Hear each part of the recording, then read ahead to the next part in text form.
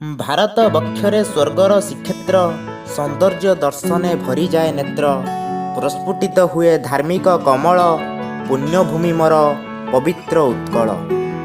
ଦର୍ଶନ ଆଦର୍ଶ ମହାନ ଏହାର, ବ୍ୟାଖ୍ୟା ବର୍ଣ୍ଣନାର ଅସୀମ ଭଣ୍ଡାର। କଳ୍ପନା ଜଳ୍ପନା ଯାର ଚମତ୍କାର, ଉତ୍କଳୀୟ ଶ୍ରେଷ୍ଠ ସମଗ୍ର ବିଶ୍ୱର। ଉତ୍କୃଷ୍ଟ କଳାର ଉତ୍କଳ ପ୍ରଦେଶ, ଝରେ ଏଠି ସଦା ବୀରତ୍ୱ ପୀୟୁଷ। ସ୍ୱାଭିମାନ ଦେଶ ଏକତା ପ୍ରତୀକ, ଶାନ୍ତିପ୍ରିୟ ସିଏ କୋମଳ ମସ୍ତିଷ୍କ।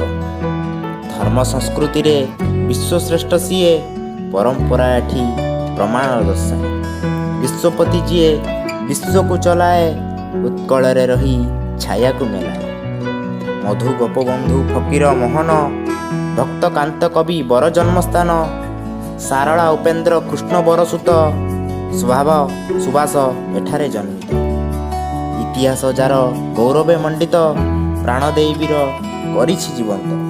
ଯେଉଁଠାରେ ହୁଏ ବୀରର ପ୍ରକାଶ, ଗୌରବ ଶ୍ରେଷ୍ଠମ ଉତ୍କଳ ପ୍ରଦେଶ।